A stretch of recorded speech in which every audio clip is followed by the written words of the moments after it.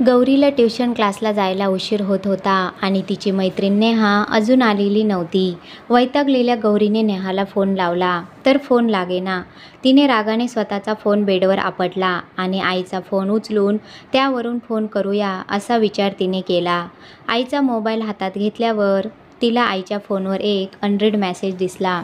सहजच पण उत्सुकतेने तिने तो मेसेज बघितला. नंबर ओळखीचा नव्हता, पण एक शायरी पाठवलेली होती. शायरी म्हटली की ती रोमॅन्टिक असणारच, चुकून आला असेल कुणाकडून तरी असा विचार करून तिने नेहाला फोन लावला. तेव्हा कळलं की नेहाला आज बरं नाही आहे, ती क्लासला येणार नाही आहे. एवढं सगळं होईपर्यंत ट्युशन क्लासची वेळ निघून गेली होती. शेवटी गौरीने घरीच अभ्यास करण्याचा निर्णय घेतला. तिने वह्या पुस्तकं घेऊन स्टडी टेबल गाठलं खरं, पण तिचं मन पुन्हा पुन्हा त्या अनोळखी नंबरवरून आलेल्या रोमॅन्टिक शायरीकडेच वळत होतं. अभ्यासात मन रमेना. खरोखरच कुणी पुरुष आईला असे मेसेज पाठवत असेल का? या विचाराने तिने उठून पुन्हा आईचा फोन हातात घेतला. मेसेज चेक करताना तिच्या लक्षात आलं की या नंबरवरून आईला एकच नाही तर अनेक मेसेज आलेले आहेत. तेवढ्यात बाथरूमचा दरवाजा उघडण्याचा आवाज ऐकू आला. घाबरून गौरीने पुन्हा आईचा मोबाईल जागच्या जागी ठेवला आणि ती पुस्तक उघडून अभ्यासाचं नाटक करू लागली. आई जशी स्वयंपाकघरात गेली तसं गौरीने पटपट तो नंबर आपल्या वहीत लिहून घेतला. दुसऱ्या दिवशी तिने आपली मैत्रीण नेहाच्या मोबाईलवर तो नंबर टाकून बघितला तर तो कोण्या डॉक्टर राकेशचा नंबर होता. कोण आहे हा डॉक्टर राकेश? याचा काय संबंध? तिने बराच विचार केला पण हाती काहीच लागलं नाही. 18 वर्षाची गौरी आईबरोबर राहते. तिचे वडील अत्यंत तडफदार पोलीस ऑफिसर होते. अत्यंत प्रामाणिक आणि कर्तव्यदक्ष असल्यामुळे त्यांना अपराधी जगातले शत्रूही भरपूर होते. एकदा एका कारवाईदरम्यान त्यांच्या ट्रिपवर ट्रक घातला गेला. त्यात ते मरण पावले.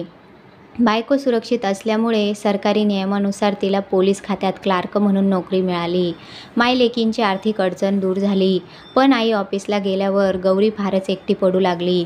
सुधाला तिची काळजी वाटायची. काही वर्ष गौरीची आजी येऊन तिच्याजवळ राहिली, पण वय परत्वे ती मृत्यू पावल्यावर तिला पुन्हा तीच अडचण निर्माण झाली. मायलेकी पुन्हा एकट्या पडल्या. खूप विचार करून सुधाने आपल्या राहत्या घरावर एक मजला अजून चढवला. 1 बेडरूम, हॉल, किचन असा छोटासा फ्लॅट तयार करून घेतला आणि तो भाड्याने दिला.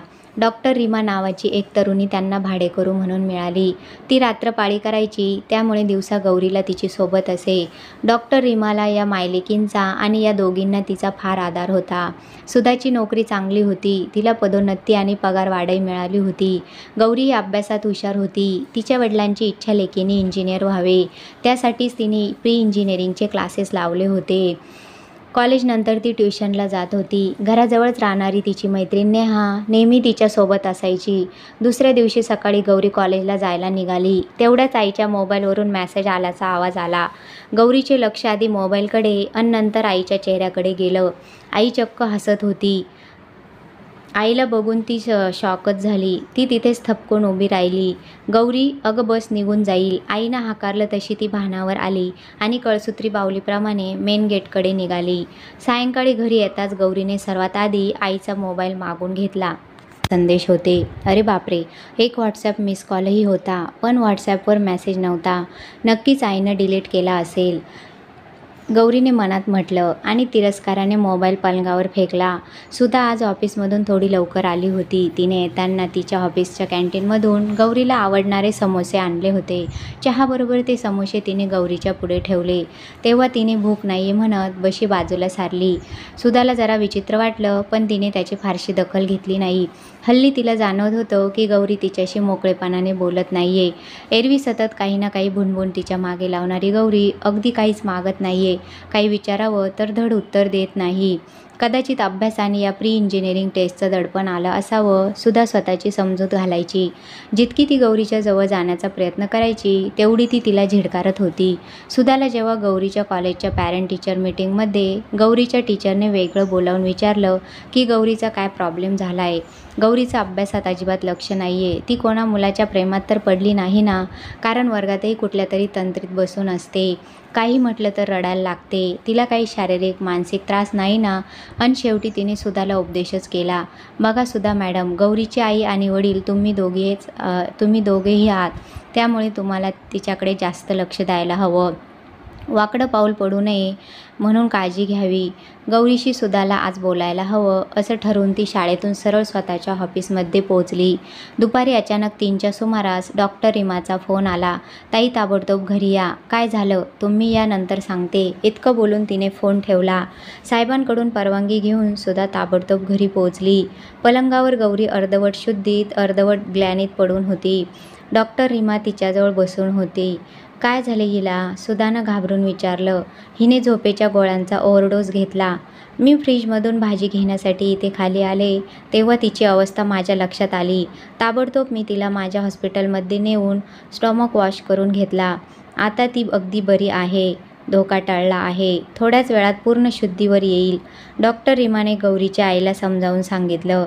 पण हिने असं का केलं? दोघींनाही कळत नव्हतं. त्याचवेळी अर्धवट शुद्धीत गौरी बडबडली. वाईट चारित्र्य. रीमा आणि सुधा विंचूड असल्यासारख्या एकदम किंचाळल्या.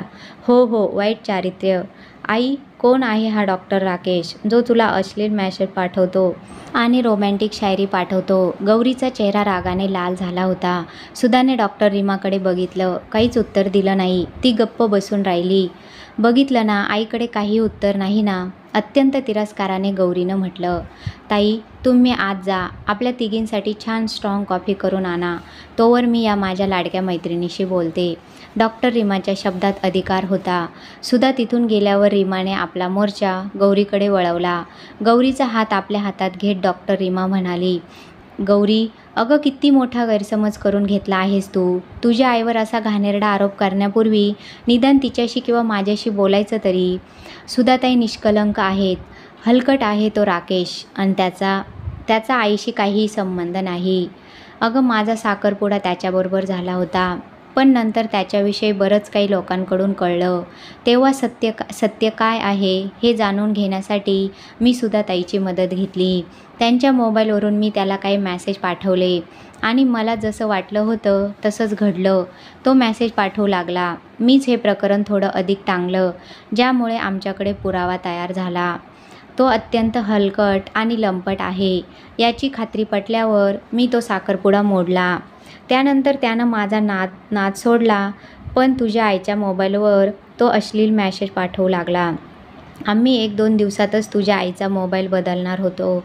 म्हणजे त्याचा पिच्छा कायमचा सुटला असता आणि त्याला पोलिसातही देणार होतो. तेवढ्यात तू हा असा घोळ घातलास. विचार कर. अगं, मी वेळेवर पोचले नसते, डॉक्टर नसते, माझे हॉस्पिटल संबंध नसते तर काय झालं असतं? वेडाबाई, आईशी नाही तर नाही, पण निदान माझ्याजवळ तरी मन मोकळं करायचं ना. उगीच काहीतरी बोलून मला फसवू नकोस रीमा मावशी. मला ठाऊक आहे तू आईचा कलंक आपल्यावर घेते आहेस. आईचा त्याच्याशी संबंध नव्हता तर ती त्याचे मेसेज बघून हसायची का? अगं वेडाबाई, तुझ्या आईला दाखवून मी रोमॅन्टिक मेसेज माझ्या मैत्रिणीच्या थ्रू त्याला पाठवत होते आणि तेच तो मेसेज आईला पाठवत होता, म्हणून तिला हसायला यायचं. सुधा कॉफी आणि बिस्किटं घेऊन आली. गौरीला उठायची शक्ती नव्हती. तिने झोपल्याच हात पसरलेत. सुधाने तिला मिठीत घेतलं. दोघींच्या डोळ्यातून अश्रू वाहत होते. डॉक्टर रीमाचेही डोळे भरून आले. गौरीच्या त्या अश्रूत मनातल्या सगळा गैरसमज वाहून गेला. कथा आवडली असल्यास लाईक करा, शेअर करा आणि चॅनलला सबस्क्राईब करा. धन्यवाद.